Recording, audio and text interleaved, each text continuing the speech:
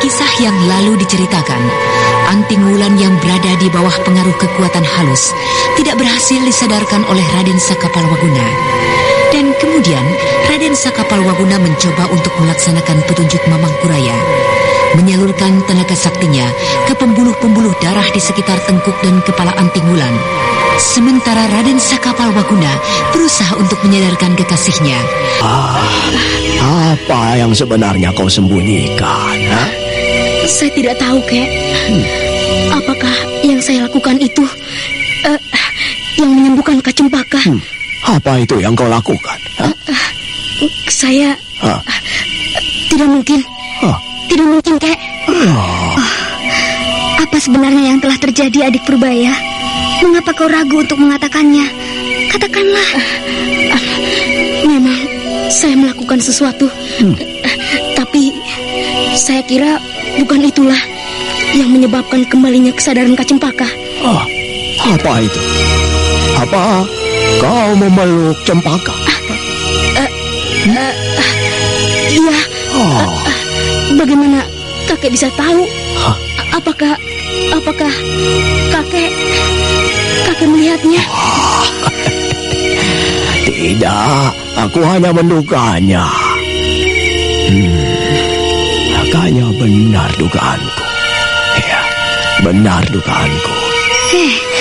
Apa maksud kakek? Benar dugaan kakek? Iya, kekuatan halus yang tersembunyi dalam tubuh kalian yang menyebabkannya. Kekuatan itu? Ya. Kekuatan itu lagi. Tapi saya tidak pernah tahu.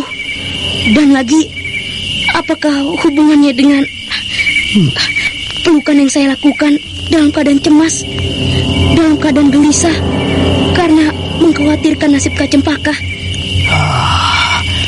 Aku telah menyaksikan beberapa kali Purbaya. Ya, beberapa kali aku telah menyaksikan perubahan sikap dan munculnya kekuatan itu, hadirnya kekuatan itu. Lalu hubungannya dengan perbuatan Adik Purbaya apa, Kek? Kekuatan itu muncul ketika kalian saling mendekat.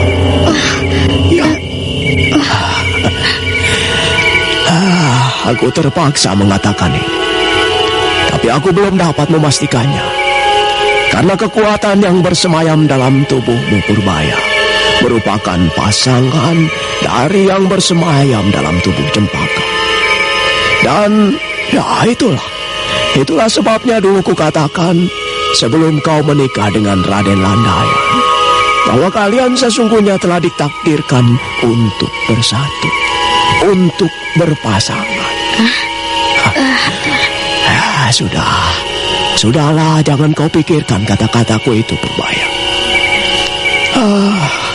Alangkah sialnya aku berbicara ini. Gila.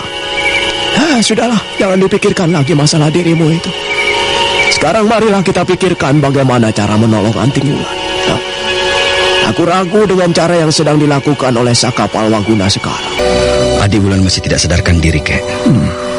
Apakah yang harus saya lakukan lagi? Menyadarkannya kembali? Ya, cobalah sadarkan kembali. Tapi jangan sampai jalan darahnya terbuka. Saya mengerti, Kek.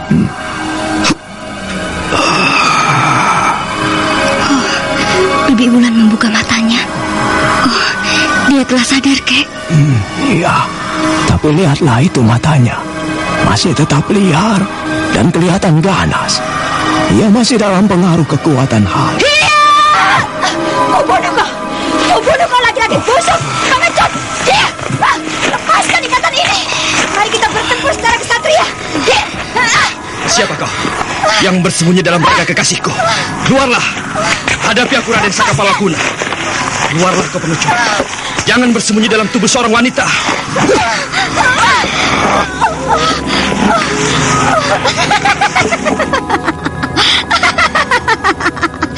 Kau menantangku, anak muda? Jika begitu, kau kembali harus menghadapi lagi kekasihmu ini. Ayo.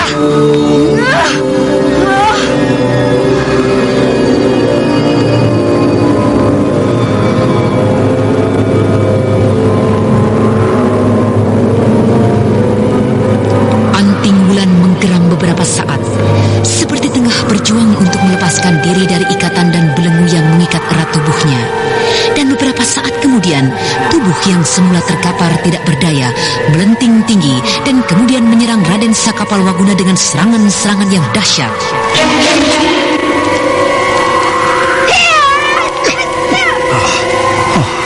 Adik Wulan dapat berhasil. Kita lumpuhkan kembali Saka.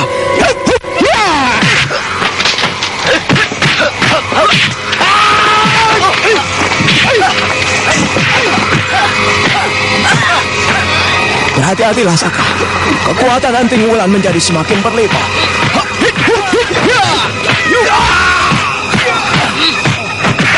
Membunuh kau sekarang laki-laki pengecut, laki-laki busuk. Demi sang jagat betara, jangan lakukan Wulan.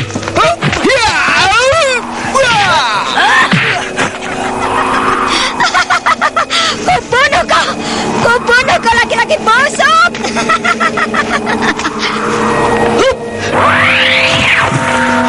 Hadapi kami dahulu, iblis. Baru kau dapat membunuh mereka. Bagus. Kau mampu melepaskan diri dari pengaruh kekuatanku. Nah, sekarang terimalah kematianmu.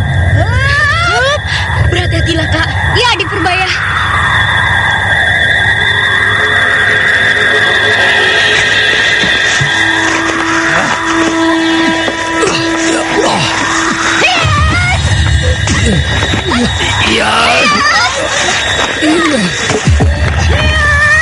Tunggu.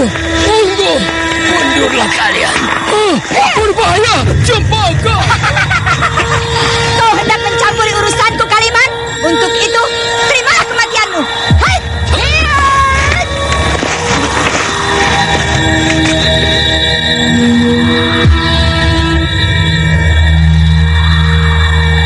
Serangan Anting Wulan yang membadai dihadapi Eyang Kaliman dengan geraknya yang ringan bagaikan asap yang selalu menyibak manakala datang tiupan angin.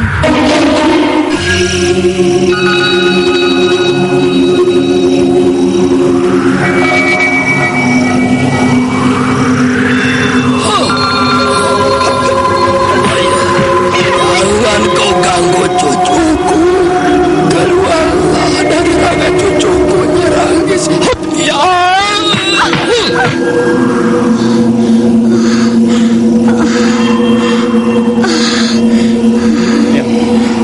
Tolong keluarkanlah iblis itu dari tubuh adik Wulan. Bawalah kembali anak itu ke bawah, ke tempat di mana kalian bertemu dengan diriku. Bawalah cepat. Aku menunggu kalian di bawah sana. Hop!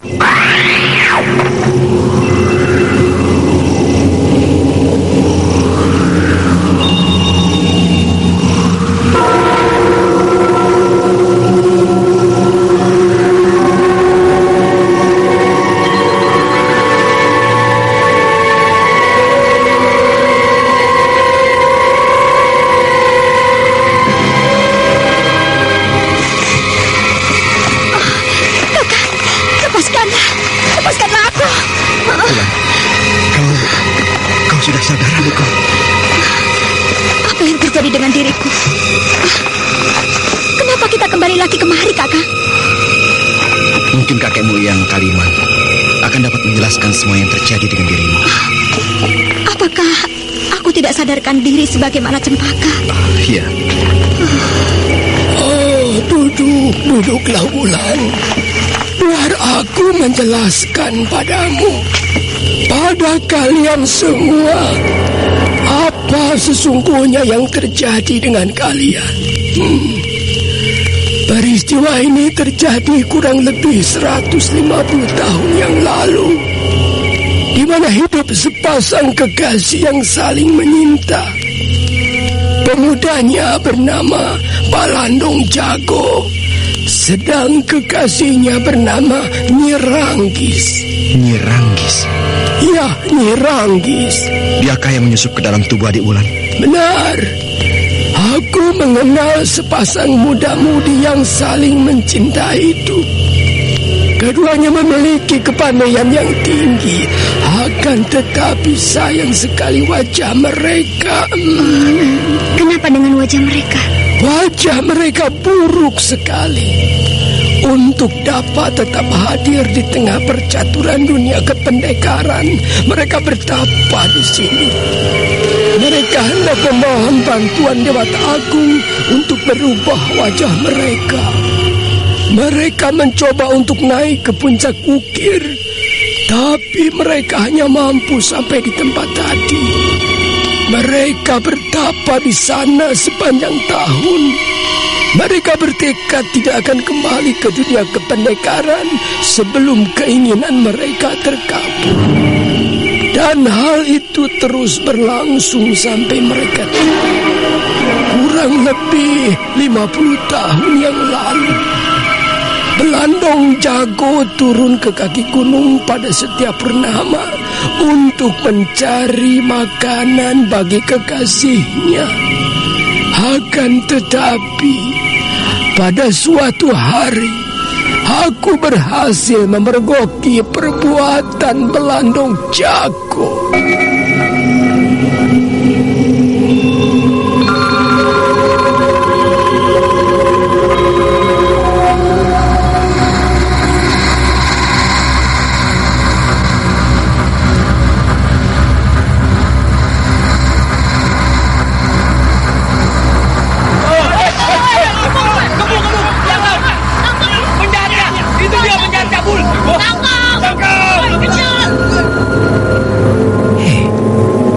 Itu rame-rame.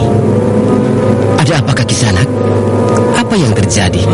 Tolong, kejar dan tangkap penjahat itu. Dia lari ke sana. Penjahat? Apa yang telah dilakukannya? Cepat kau tangkap. Dia adalah penjahat cabul yang kerap mengganggu kami sepanjang tahun pada setiap bulan purnama. Tangkaplah. Dia baru saja mengganggu kami dan merusak kehormatan gadis di desa kami. Baiklah. Aku akan menangkapnya. Kemana larinya? Itu ke arah kaki gunung sana. Baiklah, aku akan menangkap orang itu.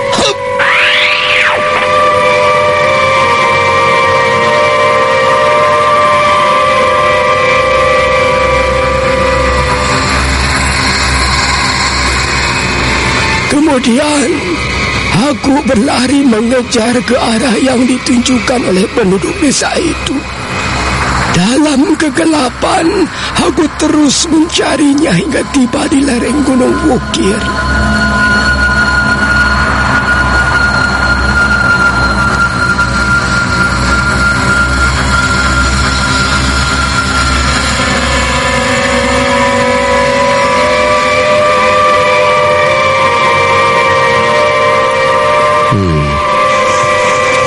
Ada sesosok bayangan di depanku. Itu bayangan naik terus ke arah puncak gunung ini. Aku harus mengejarnya.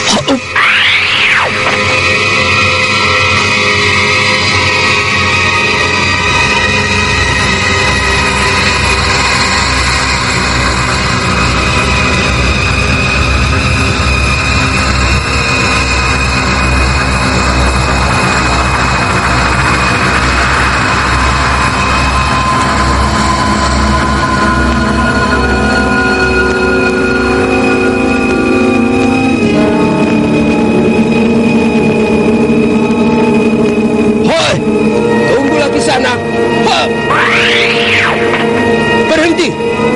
Hei, siapa kau?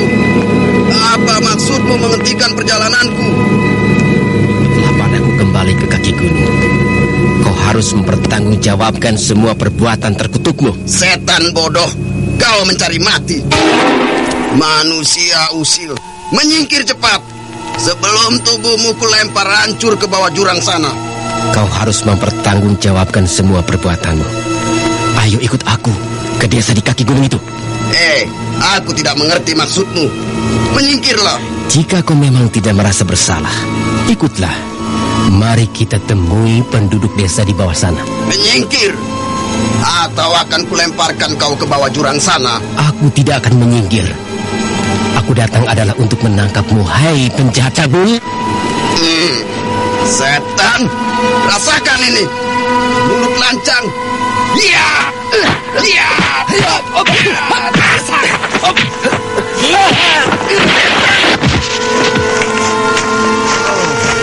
Aku harus cepat menyelesaikan sebelum Ranggis datang dan mengetahui ulaku selama ini.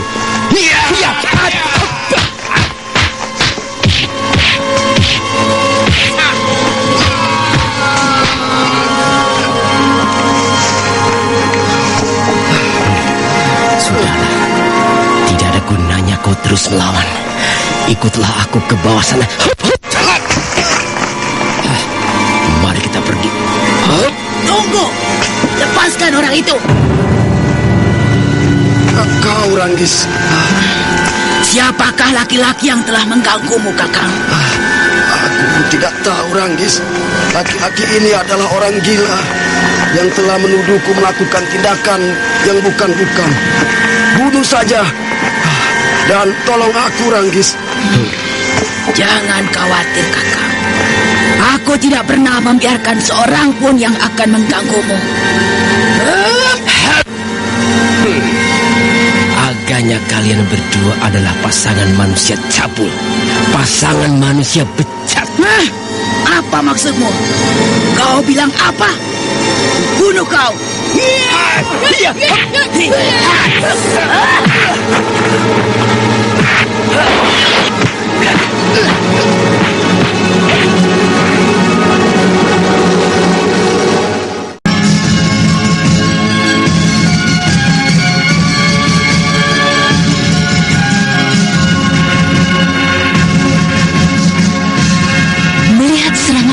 Tua yang deras menerjangnya, Kaliman segera melempar tubuh laki-laki dari tangannya dan kemudian menjemput dan melayani tandang nenek tua itu. Nah, para pendengar sekalian, bagaimanakah kisah dari dua tokoh itu?